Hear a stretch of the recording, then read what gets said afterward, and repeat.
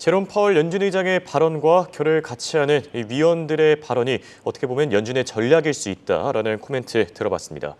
이번에는 ETF 플러스 시간입니다. ETF 소식들 바로 체크해 보시죠. 글로벌엑스 한동훈 이사 연결돼 있습니다. 안녕하십니까?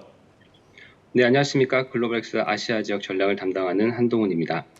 네, 최근 이 변동성 장세가 지속되면서 시장에서 나타나고 있는 변동성, 투자자들을 참 힘들게 하고 있습니다. 하지만 이 해법을 ETF 쪽에서 찾는 분들이 있다고 하는데 어떤 소식입니까?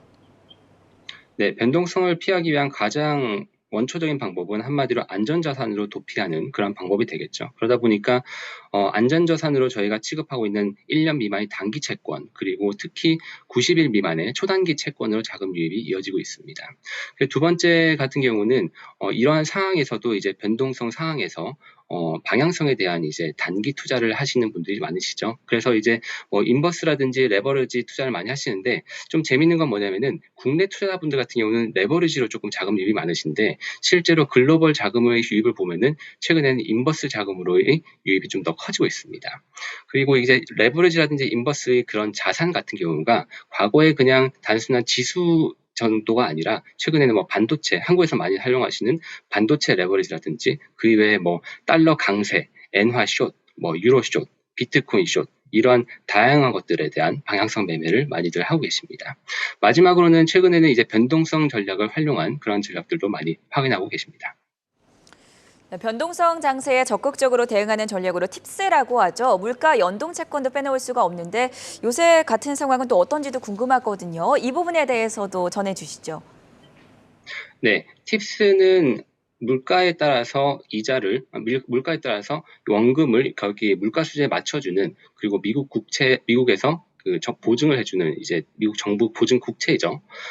그러한 수준에서 이제 팁스 같은 경우가 보통 이제 인플레이션이 올라가면은 성과가 좋을 것이다라고 생각할 수 있는데, 실제로 이제 최근에 팁스 가격에 영향을 미치는 것은 조금 더 엄밀하게 얘기하면은 결국 채권 같은 경우도 수급에 따라서 움직이는 거다 보니까 기대 인플레이션에 따라서 조금 더 영향을 받는다라고 저희가 아셔야 될 것 같습니다. 그리고 또 한 가지는 뭐냐면은 결국은 팁스 같은 경우가 실질금리, 저희가 명목금리가 아니라 실질금리를 반영하거든요. 인플레이션을 반영한 실질금리를 반영하다 보니까 실제로 이제 팁스의 채권 금리 같은 경우가 상당히 좀 낮습니다. 현재 미국채 10년물 같은 경우가 3.9, 거의 4%까지 올라와 있는데, 팁스 같은 경우는 실질금리를 반영하다 보니까 한 1.6% 정도로 상당히 조금 낮은 수준이 되고 있다고 보시면 될 것 같고요.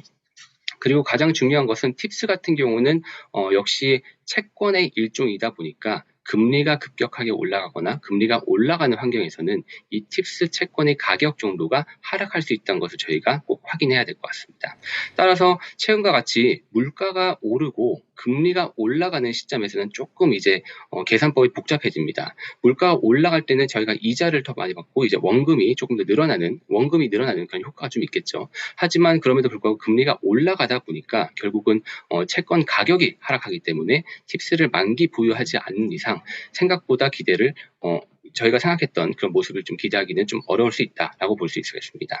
그러다 보니까 최근에는 팁스를 보완하거나 대체하고 있는 그런 전략들이 많이 나오고 있습니다. 네, 말씀하신 대로 단순하게 인플레이션이 오르니까 팁스를 매수해야 된다. 자, 이런 전략은 지금 같은 시장에서 먹히질 않는 것 같은데 그렇다면 어떤 식으로 보완해야 되겠습니까? 네. 기본적으로 가장 많이 쓰는 전략 중에 하나가 금리 스왑이라는 그런 전략을 활용합니다. 옵션을 활용하는 것인데, 금리 스왑이란 고정금리와 변동금리를 스왑한다, 서로 교환하는 것을 얘기를 하는데요. 이것을 옵션으로 만들어서 금리 스왑 또는 스왑션이라고 부르게 됩니다. 예를 들어 보면은 지금과 같이 금리가 올라가는 환경에서는 투자자 1처럼 변동금리를 수취하고 고정금리를 지불하는 것이 훨씬 더 이득이 되겠죠. 이렇게 변동금리를 수취하고 고정금리를 지불하는 옵션을 지불 스왑션이라고 부르게 되는데요. 이런 스왑션을 매수하는 그런 전략을 취하는 것입니다.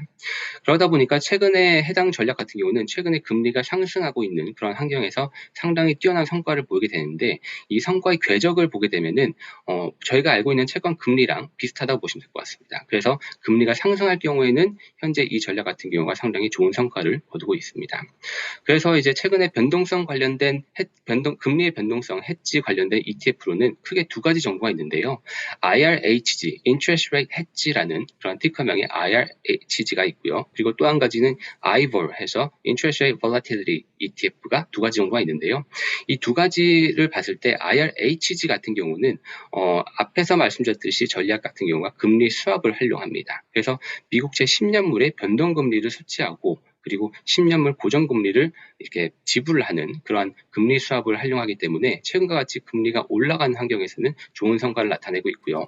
그리고 아이볼 같은 경우는 앞에서 말씀드렸던 팁스에다가 보완적으로 활용하는 것이 이제 장단기, 그러니까 2년물과 10년물 같은 그 국채죠. 장단기의 금리 차를 활용한 그런 금리 수합을 활용을 하는 상품인데요. 이 상품 같은 경우는 팁스가 있으니까 물가가 올라가는 것과 더불어서 장기 금리가 단기 금리보다 좋을 때 성과를 나타내게 됩니다. 하지만 최근 같은 경우는 2년물 국채 금리가 4%가 넘어가는 시절이고 10년물보다도 성과가 더 그 금리가 더 높기 때문에 최근엔 성과가 조금 부진한 모습을 저희가 확인할 수 있겠습니다.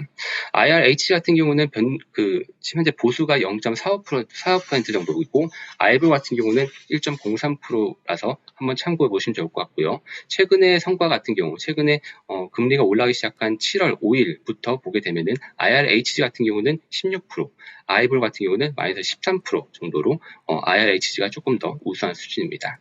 이상 글로벌엑스 한동훈이었습니다.